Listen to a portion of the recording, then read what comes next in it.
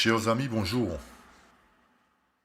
C'est un réel plaisir pour moi de vous retrouver pour poursuivre notre étude concernant les 144 000 et la grande foule. Nous avons vu précédemment que les 144 000 doivent être scellés au sein de l'Église adventiste du 7e jour. Nous avons prouvé que cet Israël dont il est fait mention représente l'Israël spirituel, autrement dit l'Église, notre Église, l'Église adventiste. Nous avons prouvé aussi que les vents, d'une manière générale, qui représentent des guerres et des conflits,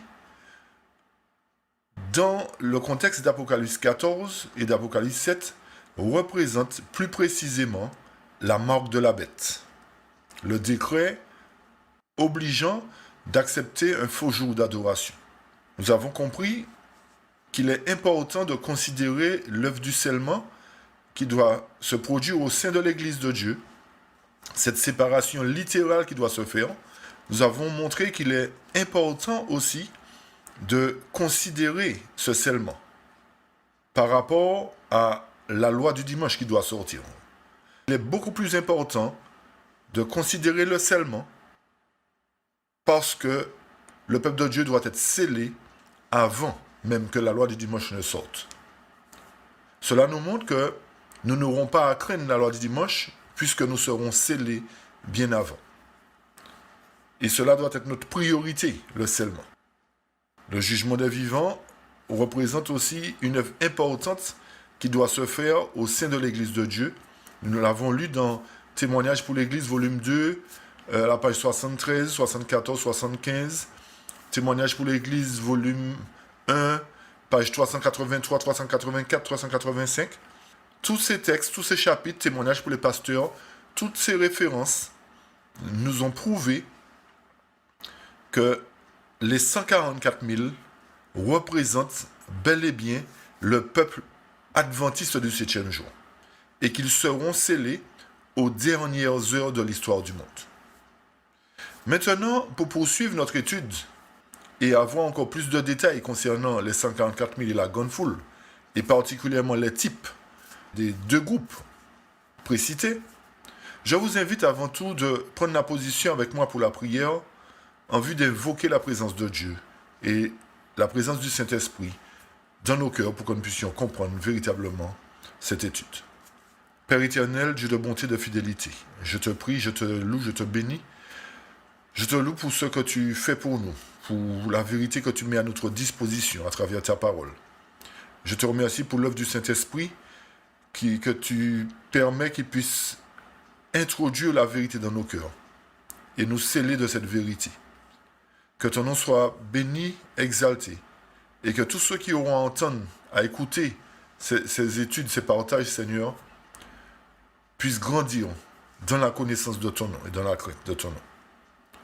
Que ton œuvre se fasse en chacun de nous et que toute la louange, l'honneur, le règne, la puissance et la gloire te reviennent dès maintenant et pour toujours. Amen.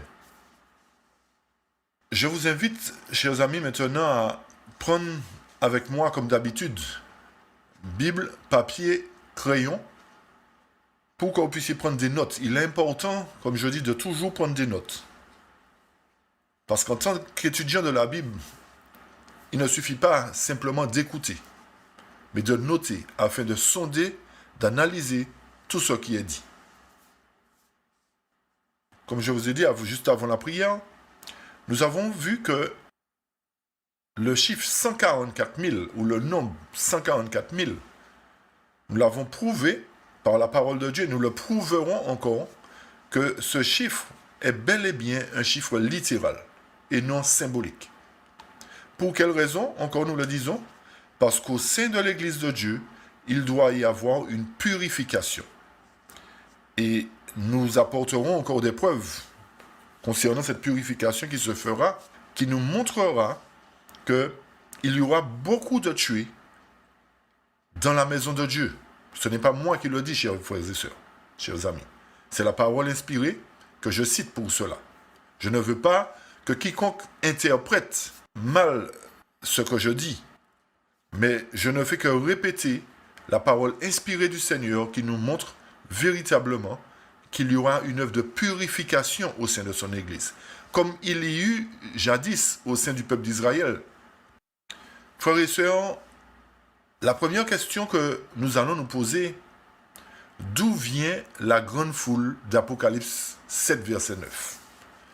D'où vient cette grande foule? Nous avons identifié les 144 000, nous avons dit qu'ils viennent de l'église adventiste. Nous avons montré que l'église adventiste, c'est Israël spirituel. Mais la grande foule, d'où vient-elle?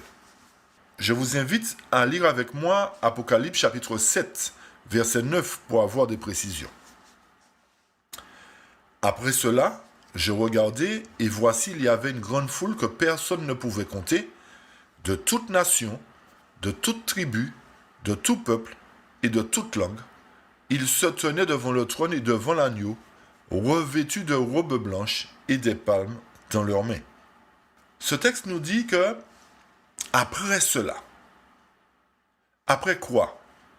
Nous avons vu précédemment que c'est après que le scellement des 144 000, que cette grande foule sortira. C'est après ce scellement. Parce que nous avons vu qu'il y a 12 tribus qui doivent être scellés et que les vents sont retenus avant que les tribus de Dieu, les serviteurs de Dieu, soient scellés au front. Et après cela, après le scellement du peuple de Dieu, il y a une grande foule qui provient de quoi? De toute nation, chers amis. De toute tribu, de tout peuple, de toute langue. Il y a une différence, et cette différence flagrante. Nous voyons par là, nous comprenons par là, que toute nation ne peut pas représenter les 12 tribus de la maison d'Israël. Toute nation nous prouve que c'est toute nation païenne, toute nation qui sont dans le monde. Alors que les 12 tribus proviennent, comme j'ai dit, des serviteurs de notre Dieu. Pour pouvoir bien comprendre et pour faire la différence, je reviens dans Apocalypse 14, verset 4, pour toucher 2 points. Le texte nous dit: ce sont ceux qui ne se sont pas souillés avec des femmes, car ils sont vierges. Ils suivent l'agneau partout où il va. Ils ont été rachetés d'entre les hommes comme des prémices pour Dieu et pour l'agneau. Ceux qui sont mentionnés ici sont les 144 000. Nous allons nous arrêter premièrement sur le terme prémices. Les prémices. Que veut dire les prémices? Pourquoi sont-ils appelés les premiers fruits? Pour pouvoir comprendre ce terme prémisse, nous irons dans Apocalypse chapitre 20, versets 5, 6 et 14. Je lis ce qui suit. Les autres morts ne revinrent point à la vie jusqu'à ce que les 1000 ans fussent accomplis. C'est la première résurrection. Verset 6. Heureux et saints ceux qui ont part à la première résurrection. La seconde mort n'a point de pouvoir sur eux, mais ils seront sacrificateurs de Dieu et de Christ et régneront avec lui pendant 1000 ans. Verset 14 maintenant. Et la mort et le séjour des morts furent jetés dans les temps de feu. C'est la seconde mort, les temps de feu. Ces passages nous indiquent qu'il y a une première résurrection et qu'il y a aussi une seconde mort. Il ne peut pas être fait mention de première résurrection, chers amis, sans mentionner une seconde résurrection.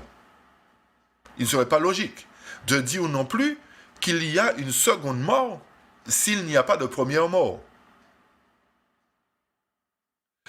Tous ces points sont là pour nous montrer que quand la Bible utilise le terme prémisse ou premier fruit, le terme premier montre forcément qu'il y a second. Autrement dit, étant donné que les 144 000 sont les prémices, nous comprenons bien, par la citation que nous venons de lire, qu'il y a forcément des seconds fruits. Et qu'il y a une différence entre les deux. Les premiers ne peuvent pas être les seconds. Autrement dit, les 144 000 ne peuvent pas être la grande foule. Si l'un est le premier ne peut pas être le deuxième. et le deuxième ne peut pas être le premier. Vous comprenez, chers amis, qu'il y a une logique dans cela. Ce sont des points qui sont importants à considérer pour nous montrer encore une fois de plus que les 144 000 ne peuvent pas faire partie de la grande foule. Pour quelle raison encore? Parce que la grande foule est appelée les seconds fruits, même si la Bible ne le mentionne pas, mais le fait qu'il y a deux groupes, un groupe qui est scellé, qui provient des serviteurs de notre Dieu, et un autre groupe qui sera scellé aussi dans les dernières heures de l'histoire du monde, qui est représenté par la grande foule qui provient de toute nation, chers amis. Et comme nous avons dit, il ne peut pas avoir de premier s'il n'y a pas de second. Première résurrection, c'est parce qu'il y a une seconde résurrection. Seconde mort, parce qu'il y a une première mort. J'espère que ce point est suffisamment clair et que cela nous permettra de mieux comprendre les deux groupes de rachetés, c'est-à-dire les deux groupes vivants de rachetés. Nous avons lu aussi au chapitre 7 que ces 144 000 sont appelés des vierges. Nous avons déjà donné la réponse concernant les vierges, mais pour nous rafraîchir la mémoire, nous reviendrons encore sur ce point. Et nous lirons pour cela Matthieu 25, verset 1. Alors, le royaume des cieux sera semblable à 10 vierges qui, ayant pris leur lampe, allèrent à la rencontre de l'époux. Les deux catégories de jeunes filles, nous dit Parabole de Jésus à la page 358, ces deux catégories de jeunes filles correspondent aux deux classes de personnes qui disent croire au retour du Seigneur. Toutes sont appelées des vierges à cause de la pureté de leur profession de foi. Ce texte nous dit que toutes sont appelées vierges à cause de la pureté de leur profession de foi. Cela nous montre que les 144 000 professent une foi pure, qui ne se sont pas souillés avec aucune doctrine païenne. Notez les différents points que nous ferons maintenant. Les 144 000 sont appelés premiers fruits, prémices. Pour quelle raison? Parce qu'ils sont les premiers fruits de la grande moisson spirituelle de notre temps, de ceux qui ne mourront pas, de ceux qui ne passeront pas par la mort. Ce sont les premiers fruits des vivants qui seront sauvés. Notez qu'il ne saurait avoir de premier fruit s'il n'y a pas de second fruit. L'un exige l'autre, comme nous l'avons dit précédemment. Par exemple, la première résurrection exige la seconde, ainsi que la première mort exige la seconde. Et la grande foule d'Apocalypse 7, verset 9, les seconds fruits, par contre, sont évangélisés ou sont amenés vers l'Éternel par les 144 000 qui seront les premiers fruits. Autrement dit, ces deux classes de rachetés seront des classes de vivants. Une qui provient de l'Église de Dieu et une autre qui provient du monde. Pour comprendre la différence qu'il y a entre ces deux classes de rachetés, nous lirons un passage qui se trouve dans Ésaïe 66, versets 15 à 20. Le texte nous dit « Car voici, le Seigneur viendra avec le feu et avec ses chariots comme un tourbillon pour rendre sa colère avec fureur et sa réprimande avec des flammes de feu. Car par le feu et par son épée, le Seigneur plaidera avec toute chair, et les tués du Seigneur seront en grand nombre. Ceux qui se sanctifient et qui se purifient dans les jardins, derrière un arbre, au milieu, mangeant de la chair de pourceau et de l'abomination, et des souris seront consumés ensemble, dit le Seigneur. Car je connais leurs œuvres et leurs pensées, il arrivera que je rassemblerai toutes les nations et les langues, et elles viendront et verront ma gloire. Et je mettrai un signe parmi eux, et j'enverrai ceux d'entre eux qui se seront échappés vers les nations, à Tarsis, Poul et Loud, qui tirent de lac à Toubal à Javon, et aux îles lointaines, qui n'ont jamais entendu parler de mon nom et n'ont pas vu ma gloire. Et ils déclareront ma gloire parmi les gentils. Le verset 15 de ce chapitre nous dit que nous annonce la venue du Seigneur. Chers amis, cette venue ne peut pas être la venue du Seigneur en gloire. Pour quelle raison? Parce que l'Éternel vient exécuter un jugement. Il vient plaider aussi avec toute chair. L'Éternel, quand il vient pour son second retour, son second avènement, ne vient pas plaider avec toute chair. Puisque tous sont déjà rachetés. Tous ceux qui sont sauvés sont déjà sauvés. Quand je dis qu'ils sont sauvés, ils sont déjà scellés, ils sont prêts à être enlevés. Tandis que les méchants sont prêts pour la colère de Dieu. Mais remarquez bien que, autrement dit, l'Éternel ne peut pas venir plaider avec toute chair. L'Éternel plaide particulièrement avec son Église, pour ramener son Église à la véritable adoration. L'Éternel ne plaide pas avec les nations, mais il sauvera les nations par la prédication de l'Évangile. Mais il ne veut pas plaider avec les nations, c'est avec son peuple qu'il plaide. Et remarquez que c'est par le feu que l'Éternel vient exercer sa colère. Le terme feu ici est utilisé pour montrer que cela représente une purification. À chaque fois qu'il y a feu, c'est symbole de purification. Cela nous montre qu'il y a une purification et que cette venue du Seigneur, comme je dis, n'est pas sa venue en gloire, mais sa venue dans son temple pour exercer son jugement. Et nous apporterons une précision concernant cela dans Malachie, chapitre 3, pour montrer l'évidence. Malachie 3, versets 1 à 4 nous dit « Voici j'enverrai mon messager, il préparera le chemin devant moi, et soudain entrera dans son temple le Seigneur que vous cherchez, et le messager de l'alliance que vous désirez. Voici, il vient, dit l'Éternel des armées, qui pourra soutenir le jour de sa venue, qui restera debout quand il paraîtra. Car il sera comme le feu du fondeur, comme la potasse des foulons. Il s'assiera, fondra et purifiera l'argent, il purifiera les fils de Lévi, il les épurera comme on épure l'or et l'argent, et ils présenteront à l'Éternel des offrandes avec justice. Alors, l'offrande de Juda et de Jérusalem sera agréable à l'Éternel, comme aux anciens jours, comme aux années d'autrefois. Ce chapitre de Malachie nous montre effectivement que l'Éternel vient encore exercer son jugement. Et remarquez que Malachie nous parle de purification. Que l'Éternel viendra purifier l'argent, purifier les fils de Lévi.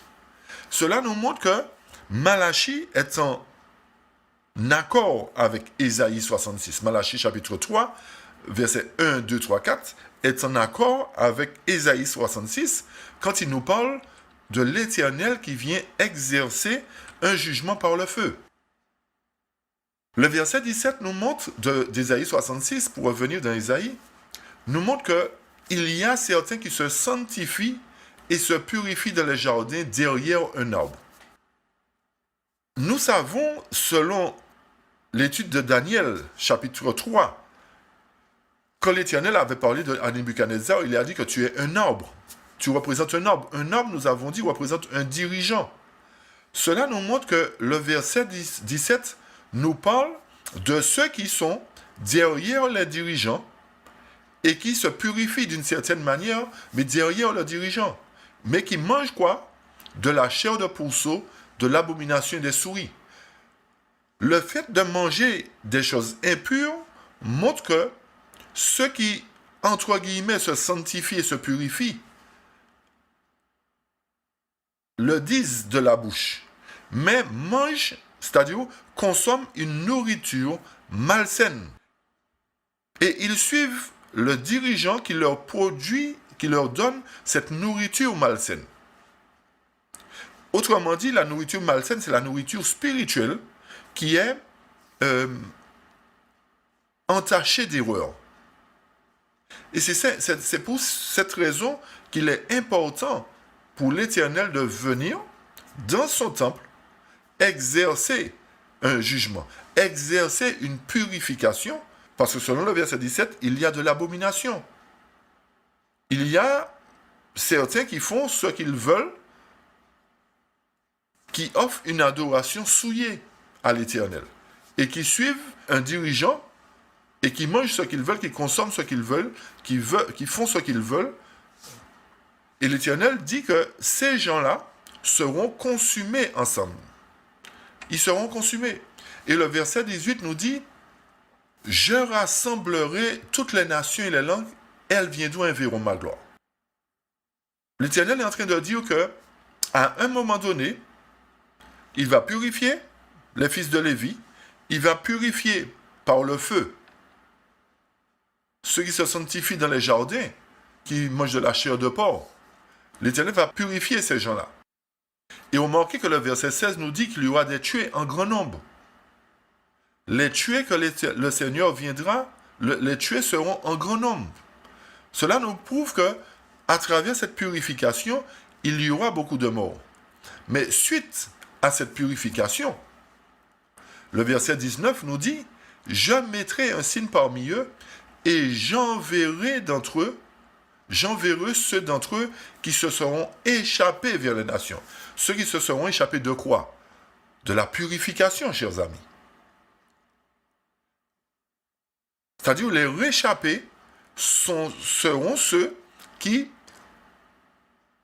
amèneront toutes les nations et toutes les langues vers l'Éternel. Et remarquez qu'à la fin du verset 19 nous dit « J'enverrai ceux d'entre eux qui sont échappés vers les nations à Poul, à Loud, à Tarsis, aux îles éloignées qui jamais n'ont entendu parler de mon nom et n'ont pas vu ma gloire. » Et le texte nous dit « Et ils déclareront ma gloire parmi les gentils. » Le « ils » dont il est fait mention ici représente les réchappés de cette séparation, qui amèneront les gentils. Remarquez que ce sont des païens que les réchappés vont amener. Lorsque Jésus reviendra, il n'y aura plus de prédication, chers amis. Il n'y aura pas de prédication. Alors forcément, ce chapitre 66 montre que cela se réalisera avant que Jésus ne revienne, pendant la période de grâce. Parce que s'il y a un rassemblement de toutes les nations et que ceux qui ont été réchappés, qui échappés du massacre, qui ont survécu par rapport à cette séparation, amèneront toutes les nations vers l'Éternel, montre qu'il y a grâce et que cela ne peut pas correspondre au retour de Jésus. J'espère, chers amis, que ce point est clair. Le verset 20 nous dit « Ils amèneront tous vos frères de toutes les nations pour une offrande au Seigneur, sur des chevaux, des chariots, dans des litières, sur des mulets et sur des bêtes rapides, à ma montagne sainte. » Nous avons vu que le terme montagne représente l'Église. Autrement dit, les réchappés, les 144 000, amèneront la grande foule dans la vraie Église de Dieu, vers la véritable adoration. Chers amis, ne nous laissons pas tromper par certaines personnes qui disent que Ésaïe 66 correspond au retour de Jésus. Cela ne se peut par rapport aux différents points que nous vous avons cités. Et il y a une différence entre Ésaïe 66 et 1 Thessaloniciens 4, que nous allons lire dans quelques instants. Cette venue, nous avons dit, n'est pas la venue en gloire de Jésus. Il ne vient pas pour plaider. Ésaïe nous montre simplement qu'il y a un jugement qui doit avoir lieu. Et cela produit une séparation. Cette séparation donne naissance aux réchappés qui représentent les premiers fruits, qui iront chercher tous leurs frères de toutes les nations. Cela nous montre qu'il y a encore grâce, comme j'ai dit. Et c'est ça qu'Ésaïe nous montre. Tandis que Thessaloniciens 4 nous montre le contraire. Thessaloniciens nous montre qu'il n'y a plus de grâce, qu'il n'y a plus de prédication. Beaucoup d'entre nous pensons que quand Jésus reviendra, ils auront encore une chance d'être sauvés. Ne vous laissez pas tromper, chers amis, cela n'est pas biblique. Quand Jésus revient, c'est pour simplement chercher ceux qui ont été scellés, ceux qui lui appartiennent. La séparation aura déjà été faite. Pourquoi? Parce que une fois que les fléaux tombent, il n'y a plus de grâce. Et c'est les fléaux qui vont mettre fin au temps de grâce, chers amis. Autrement dit, lorsque le texte biblique nous dit qu'il mettra les brebis à sa droite et les boucs à sa gauche, nous devrions comprendre que cette séparation sera déjà faite avant. Et comme cette séparation sera déjà faite, ceux qui sont marqués seront à sa droite, et ceux qui ne le sont pas, c'est-à-dire les méchants dans le monde, seront à sa gauche. Ils seront déjà déterminés avant. Et c'est là que nous lisons les Thessaloniciens 4, verset 14, pour nous montrer effectivement la différence. Le texte nous dit, car si nous croyons que Jésus est mort et ressuscité de même, aussi ceux qui dorment en Jésus, Dieu les ramènera à lui, avec lui. Car si nous croyons que Jésus est mort et ressuscité, de même, aussi ceux qui dorment en Jésus, Dieu les ramènera avec lui. Car nous vous disons ceci par la parole du Seigneur, que nous qui sommes vivants et qui demeurons jusqu'à la venue du Seigneur, nous ne précéderons pas ceux qui dorment. Car le Seigneur lui-même descendra du ciel avec un cri, avec la voix de l'archange et avec la trompette de Dieu. Et les morts en Christ ressusciteront les premiers. Puis, nous qui sommes vivants et qui demeurerons, nous serons enlevés avec eux dans les nuages à la rencontre du Seigneur dans les airs, et ainsi, nous serons toujours avec le Seigneur. Paul aux Thessaloniciens nous montre cette venue de l'Éternel, par contre, c'est son retour en gloire. Pour quelle raison? Parce que son retour se fera au son de la trompette. Et que les morts en Christ ressusciteront les premiers. Il n'y a pas de prédication à ce moment. Il n'y a pas de grâce à ce moment. Cela nous montre que Thessaloniciens nous parle du retour de Jésus et qui ne mentionne aucunement une purification, qui ne mentionne aucunement une séparation, mais qu'il mentionne simplement les rachetés qui ressusciteront et qui se joindront à ceux qui seront vivants. Tandis qu'Ésaïe nous parle d'une purification qui se fera. Et lors de cette purification, les réchappés iront annoncer le message du sabbat à la grande foule qui viendront vers l'Éternel pour adorer l'Éternel à ce moment. Ne nous laissons pas tromper, chers amis, en pensant que Ésaïe nous parle du retour de Jésus. Ésaïe et Malachie, nous l'avons dit, représentent une purification qui doit se faire au sein du peuple de Dieu. J'espère que tout ceci est clair, chers amis. Nous avons dit que, petit a, le verset 15 d'Ésaïe 66 nous parle de l'Éternel qui arrive dans un feu pour exercer sa colère, ou pour exécuter sa colère. Le point B, c'est que cette venue n'est pas son retour en gloire, parce que le verset 16 du même chapitre nous dit que c'est pour le jugement. Et je lirai pour cela un passage qui se trouve dans Témoignages pour l'Église, volume 1, page 324. Témoignages pour l'Église, volume 1, page 324, chers amis. Beaucoup entretiennent l'illusion que l'œuvre de la grâce se poursuivra après que Jésus aura terminé son œuvre de médiation. C'est un sophisme qui a Satan pour auteur. Dieu éprouve le monde par la lumière qu'il lui plaît de donner aux hommes avant la venue du Christ.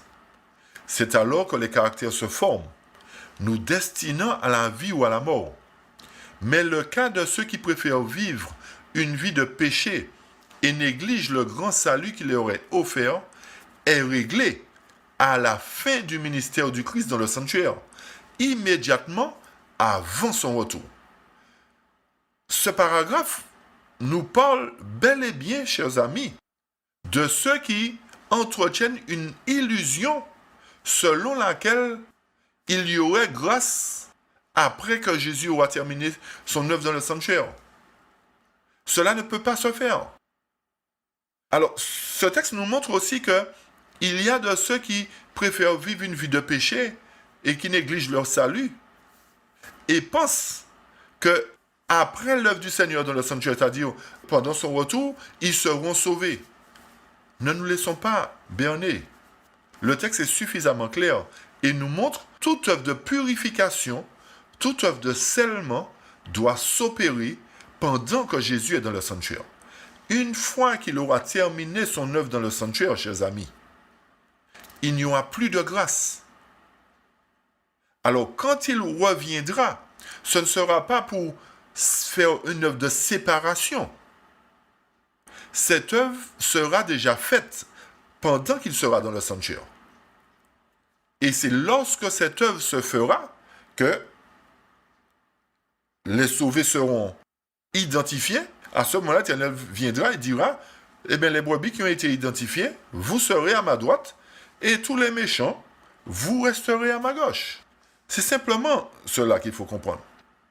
Témoignage pour l'Église, volume 1, toujours à la page 324, nous apporte encore un élément. Le texte nous dit, ceux qui aiment le monde et chez lesquels l'affection de la chair est inimitié contre Dieu, se flattent d'avoir encore l'occasion d'être sauvés après l'apparition du Christ sur les nuées du ciel. Chers amis, ce texte se passe de commentaires. Alors ne nous trompons pas. Encore une fois, ne nous trompons pas. Les deux classes de rachetés parmi les vivants doivent être scellées avant que Jésus ne revienne. Je reprends. Ces deux classes de rachetés, autrement dit les 144 000 qui proviennent de l'Église de Dieu et la grande foule qui provient de toute nation, de toute tribu, de toute langue et de tout peuple, doivent être scellées avant la venue en gloire de Jésus sur les nuées des cieux. Pendant que son œuvre se poursuit dans le sanctuaire. Pas après. Une fois que cette œuvre sera terminée, il n'y aura plus de grâce, ni pour l'Église de Dieu, ni pour le monde. Le point C que nous faisons à partir de tous ces textes que nous avons lus, nous montre que, selon le verset 19 d'Ésaïe 66, le point est beaucoup plus clair et nous montre que le jugement qui se fera au sein du peuple de Dieu préparera des missionnaires pour prêcher l'évangile dans toutes les parties du monde. Et cette prédication de l'évangile, comme je l'ai dit précédemment, se fera avant le second retour de Jésus. Et le point D, selon les versets 15, cela représente le massacre d'Ézéchiel chapitre 9, qui se fera pour libérer les 144 000, afin d'aller dans le monde prêcher pour la grande foule. Pour pouvoir encore une fois comprendre ce sujet des 144 000, la différence, et qu'est-ce qui fera que les 144 000 seront sur le mont Sion avec l'agneau pour proclamer le message, nous devons comprendre qu'il faut que Apocalypse chapitre 13, verset 11 se réalise premièrement. Et nous allons le lire encore une fois de plus. Puis je vis monter de la terre une autre bête qui avait 2 cornes, semblable à celle d'un agneau, et qui parlait comme un dragon. Elle exerçait toute l'autorité de la première bête en sa présence, et elle faisait que la terre et ses habitants adoraient la première bête dont la blessure mortelle avait été guérie. Elle opérait de grands prodiges, même jusqu'à faire descendre du feu du ciel sur la terre à la vue des hommes. Et elle séduisait les habitants de la terre par les prodiges qui lui étaient donnés d'opérer en présence de la bête, disant aux habitants de la terre de faire une image à la bête qui avait la blessure de l'épée et qui vivait. Et il lui fut donné d'animer l'image de la bête, afin que l'image de la bête parlât, et qu'elle fit que tous ceux qui n'adoreraient pas l'image de la bête fussent tués. Et elle fit que tous, petits et grands, riches et pauvres, libres et esclaves, reçussent une marque sur leur main droite ou sur leur front. Nous voyons que la marque de la bête doit être instituée. Mais avant que cette marque de la bête ne soit instituée, avant qu'Apocalypse 13, verset 11 jusqu'à 16 et suivants s'accomplissent, il faut au préalable qu'Apocalypse 14 soit accompli. Et bien plus encore qu'Apocalypse 7 s'accomplisse. Une fois qu'Apocalypse 7, le scellement sera accompli, la purification d'Ésaïe 66 se fera au sein de l'Église de Dieu, le scellement sera terminé. À ce moment-là, Apocalypse 14 se réalisera avant Apocalypse 13, verset 11 et suivant. C'est-à-dire les 144 000, une fois qu'ils seront scellés, se tiendront sur la montagne de Sion avec l'agneau. Et je lis le verset 1, 2 et suivant d'Apocalypse 14. Je regardais, et voici l'agneau se tenait sur la montagne de Sion, et avec lui 144 000 personnes qui avaient son nom et le nom de son père écrit sur leur front. Et j'entendis du ciel une voix comme un bruit de grosses eaux, comme le bruit d'un grand tonnerre, et la voix que j'entendis était comme celle de joueurs de harpe jouant de leur harpe. Et ils chantaient un cantique nouveau devant le trône et devant les 4 êtres vivants et les vieillards. Et personne ne pouvait apprendre le cantique, si ce n'est les 144 000 qui avaient été rachetés de la terre. Rappelez-vous qu'Ésaïe 66 nous avait parlé de réchapper du jugement, réchapper de la séparation. On poursuit au verset 4. Ce sont ceux qui ne se sont pas souillés avec des femmes car ils sont vierges. Ils suivent l'agneau partout où il va. Ils ont été rachetés d'entre les hommes comme des prémices pour Dieu et pour l'agneau. Et dans leur bouche, il ne s'est point trouvé de mensonge, car ils sont irrépréhensibles. C'est pour cette raison, chers amis, qu'Apocalypse 7, versets 1 à 8, représente les premiers fruits, les 144 000. Et à partir du verset 9, il représente les seconds fruits, c'est-à-dire la grande foule. Il y a 2 catégories. Et selon Apocalypse 14 que nous venons de lire, les 144 000 portent le nom de Christ et le nom du Père écrit sur leur front. Ils reflètent véritablement le caractère de Dieu. Ils sont véritablement sanctifiés par la connaissance dans la vérité, par un affermissement dans la vérité. Ils sont scellés par la connaissance de la parole de Dieu. Ils ont été aussi rachetés de la terre. Et ils ont été rachetés comme des premiers fruits. Nous avons donné l'explication concernant les premiers fruits. Et la raison pour laquelle les 144 000 sont sur le mont Sion, c'est parce que, comme j'ai dit, le chapitre 13 a trouvé son accomplissement. Tant que la marque de la bête n'est pas promulguée, les 144 000 ne peuvent pas se trouver sur le mont Sion. Il faut qu'ils soient scellés, comme j'ai dit d'abord. Une fois qu'ils sont scellés, la marque de la bête, autrement dit la loi du dimanche, sortira.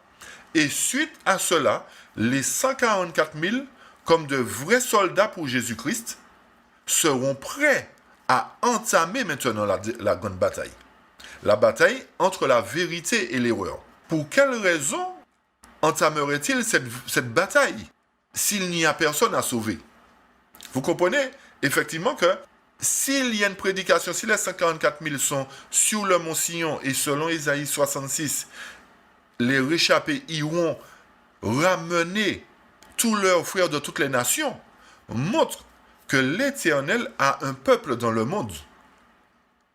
Et que pour sauver ce peuple-là, il doit avoir des premiers fruits, des élites, on va dire, qui sont représentés par les 144 000 qui seront sur le mont Sion, montrant par là qu'ils sont victorieux du péché, victorieux de toutes les épreuves, de toutes les difficultés, et qu'ils sont en compagnie de Christ pour accomplir la dernière mission.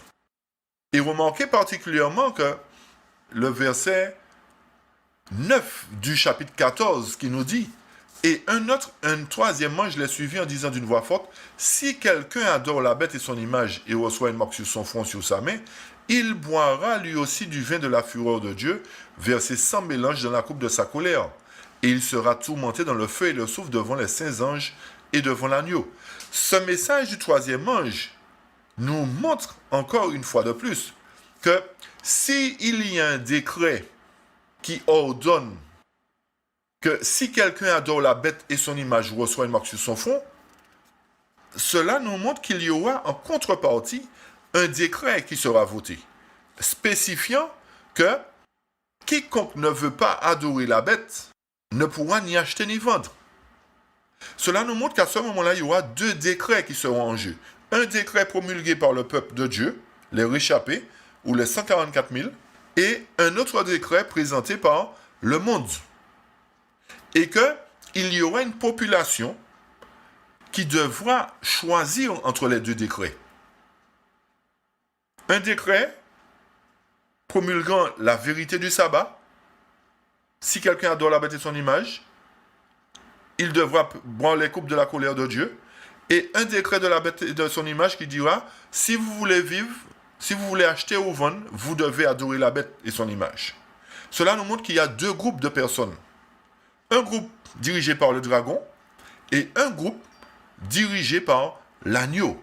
par Dieu, par le Seigneur des Seigneurs, qui seront sur le mont Sion, montrant par là, comme j'ai dit, qu'ils sont prêts pour la bataille et qu'ils sont sauvés déjà. Après que le décret de mort aura été exécuté, le chapitre 14 prendra effet.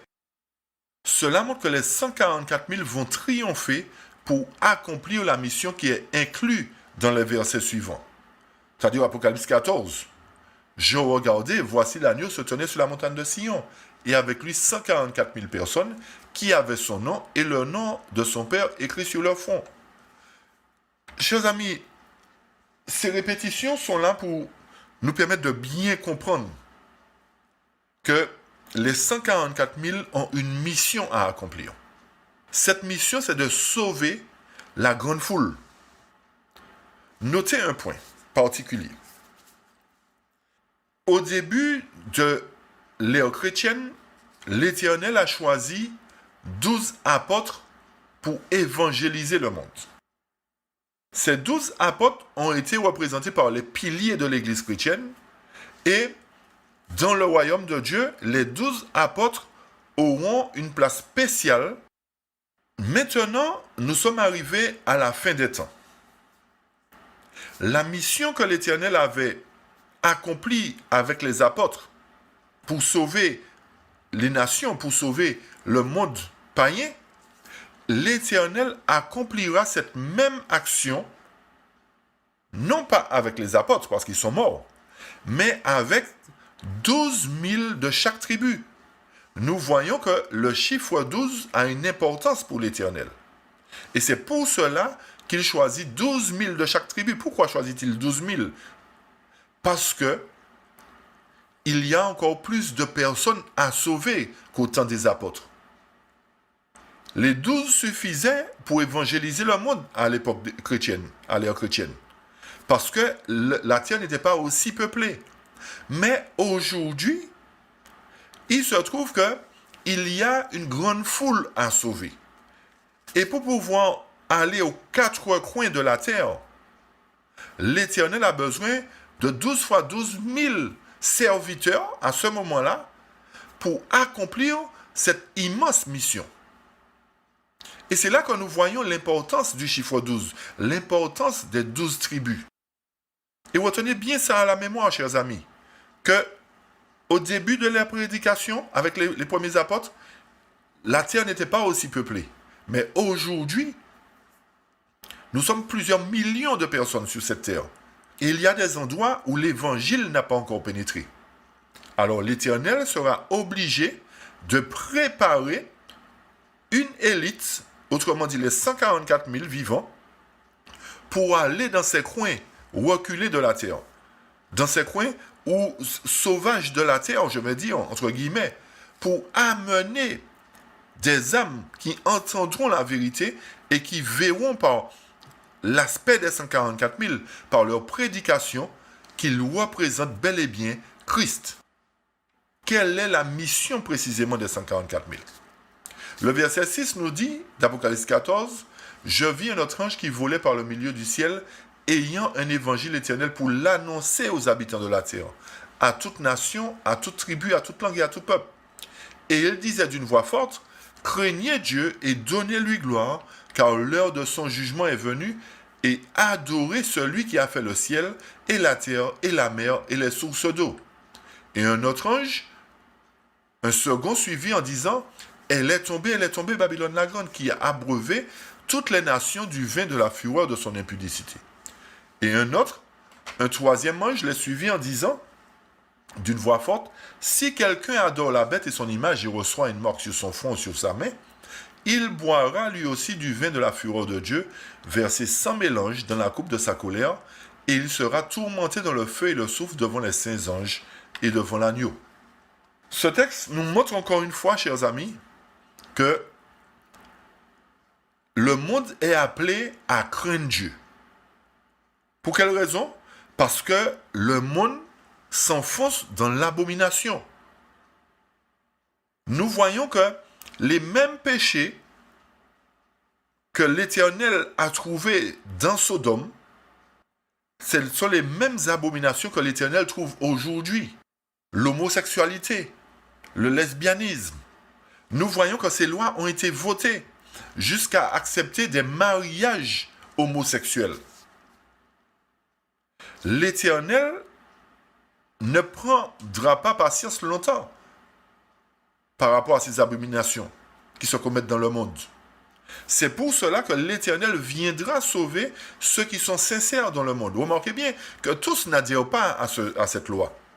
Il y a de ceux qui disent que ce n'est pas logique de faire voter ces lois. Cela nous montre que ces gens-là qui sont sincères doivent entendre la vérité aussi et dire, mais voilà, nous sommes convaincus maintenant que c'est ça, c'est la vérité, et nous adhérons. Nous avons avancé jusqu'à montrer la purification, jusqu'à montrer le scellement, jusqu'à montrer la différence entre les 144 000 et la grande foule.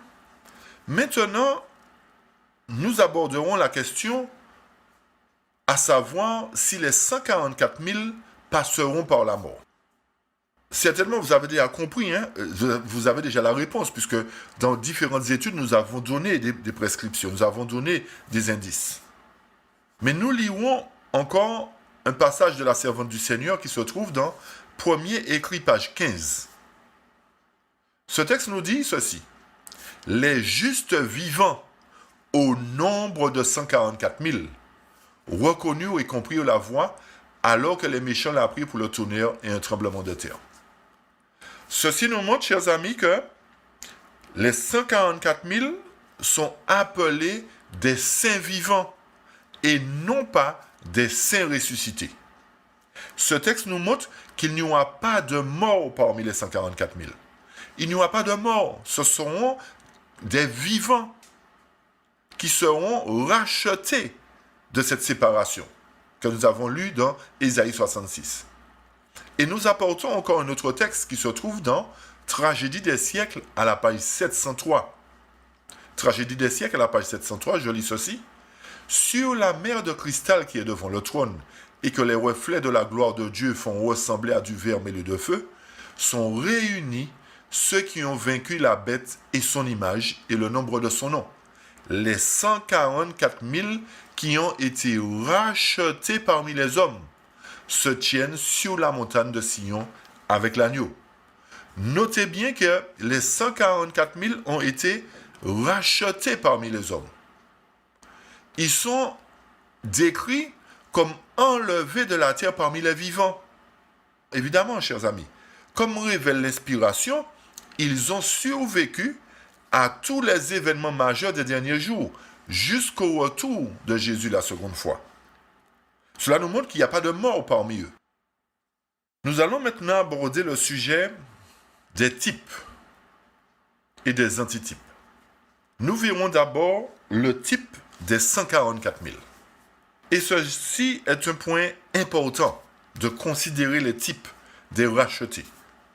Parce qu'il y a des types pour chaque classe de rachetés, chers amis. Il y a des types. Et c'est ceci qui nous permet d'identifier chaque groupe. Parce qu'il y a un type qui leur est propre. Pour le type des 144 000, je vous invite à lire avec moi Prophète Éwa à la page 171 au chapitre 17. Prophète Éwa, page 171 au chapitre 17. Je lis ce qui suit. Élie est un type des saints qui vivront à la seconde venue du Christ et seront changés en un instant et en un clin d'œil à la dernière trompette, sans connaître la mort. C'est comme représentant de ceux qui seront enlevés au dernier jour que vers la fin du ministère du Sauveur. Ils virent Élie représentant ceux qui, à la fin de l'histoire du monde, revêtiront l'immortalité et seront enlevés au ciel sans passer par la mort. Ici, on voit qu'Élie est un type d'un groupe de saints qui ne passera pas par la mort. Le premier point, c'est que Élie était un Israélite. Vous pourrez trouver ceci dans 1 Roi 17, verset 1. Le deuxième point, c'est que Élie portait un manteau. Ce sont des signes distinctifs qui nous permettent de faire le parallèle entre Élie et les 144 000, parce qu'Élie est un type des 144 000. Notez bien qu'Élie était un Israélite. Et l'antitype, maintenant, le premier point, c'est que les 144 000, ce sont des saints vivants qui seront enlevés de la terre sans passer par la mort. De même qu'Élie, qui était un saint vivant, est monté au ciel sans passer par la mort. Et notez aussi que les 144 000 sont aussi d'Israël. C'est la maison d'Israël, selon Apocalypse chapitre 7, verset 4. Et le troisième point, c'est que les 144 000, de même qu'Élie, seront revêtus de manteaux. Et pour cela, je lis premier écrit, page 17. Premier écrit, page 17. Les 144 000 formaient un carré parfait sur la mer de verre. Les uns avaient des couronnes plus brillantes que d'autres. Quelques couronnes semblaient chargées d'étoiles, tandis que d'autres n'en avaient que quelques-unes. Tous étaient ravis de leurs couronnes. Ils étaient revêtus de superbes manteaux blancs, tombant des épaules aux pieds. Ce chapitre nous parle des 144 000 qui formaient un carré parfait sur la mer de verre. Nous avons dit que la mer de verre est un symbole des rachetés, un symbole des sauvés. Et ce même paragraphe nous dit que ces 144 000 personnes étaient revêtues de superbes manteaux, tout comme Élie était revêtu de manteaux. Ces points nous permettent, chers amis, de comprendre que Élie est bel et bien un type des 144 000. Si les 144 000 ont un type, la grande foule, par conséquent, doit avoir aussi un type qui lui est propre. Et c'est ce que je vous invite à découvrir avec nous dans la suite de notre étude. Je vous remercie, chers amis, d'avoir pris le temps avec nous d'étudier ces différents points. Et je prie que vous puissiez être encore avec nous pour la suite du sujet des 144 000. Vous voyez, chers amis, encore une fois, que nous ne pouvons pas étudier le sujet des 144 000 et de la grande foule en un laps de temps. Il faut du temps pour apporter les éléments, pour apporter des bases scripturaires, pour apporter des évidences. Et c'est pour cette raison que nous ne pouvons pas passer, survoler les 144 000 comme quelques-uns le font. Beaucoup étudient les 144 000 en restant simplement dans l'Apocalypse. Et nous avons vu qu'il est important pour nous de consulter les autres prophètes de la Bible, qui sont en conformité avec Jean, pour nous montrer qu'il y a une œuvre de purification qui doit se faire et qui mettront sur pied les 144 000 pour une mission particulière d'aller sauver les enfants de Dieu qui sont encore dans le monde pendant le décret de la mort de la bête.